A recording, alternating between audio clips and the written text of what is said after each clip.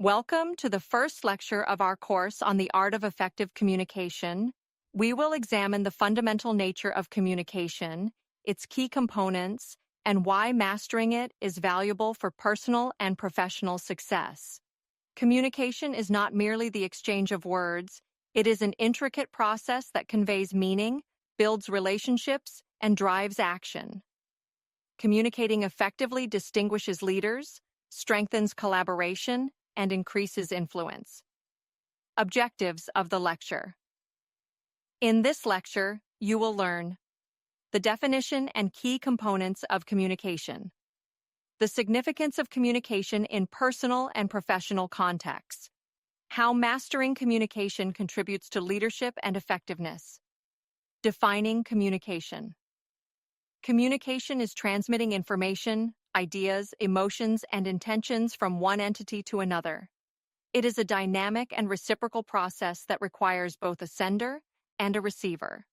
As Dale Carnegie states in The Art of Public Speaking is public issuance of the man himself. Therefore, the first thing both in time and in importance is that the man should be and think and feel things worthy of being given forth. This highlights that communication extends beyond words, reflecting thought, personality, and presence. In How to Speak, How to Listen, Mortimer J. Adler stresses that effective communication involves not only speaking, but also ensuring the message is appropriately received. Listening is not a passive activity, it is as active as speaking, if not more so. This reinforces the idea that communication involves conveying a message and ensuring that the listener understands it. Key components of communication: the sender and the message.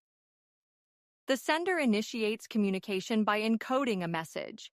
This could be in the form of words, gestures, or even silence. As Nicotina states in Successful Public Speaking, your message must be clear, precise, and tailored to your audience. An ambiguous message is the foundation of misunderstanding.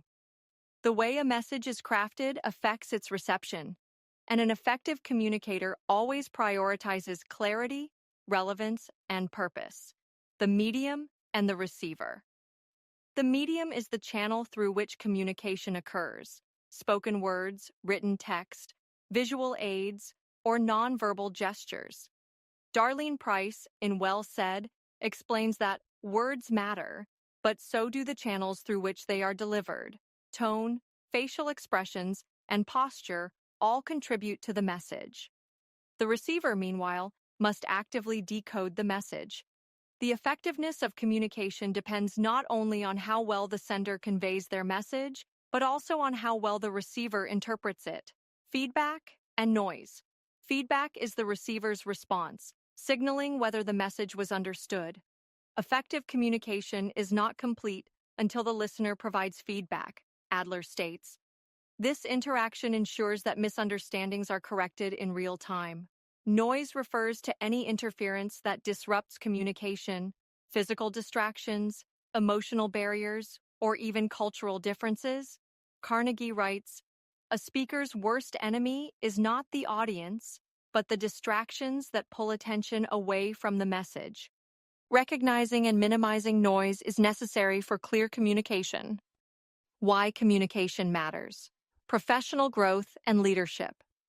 The ability to communicate effectively sets strong leaders apart. Price states, "Leaders who articulate their vision clearly inspire action and trust." Whether in business discussions, team collaboration, or public speaking, clarity and confidence contribute to professional advancement. Strengthening relationships. Communication builds meaningful connections. People do not buy what you do, they buy why you do it, says Carnegie, underscoring the emotional impact of messaging. Clear communication fosters trust and strengthens both personal and professional relationships, preventing misunderstandings and resolving conflict. Miscommunication often leads to conflicts. A well-expressed thought can unite, a poorly expressed one can divide, writes Adler. The ability to listen, clarify, and express ideas effectively minimizes conflicts and encourages cooperation.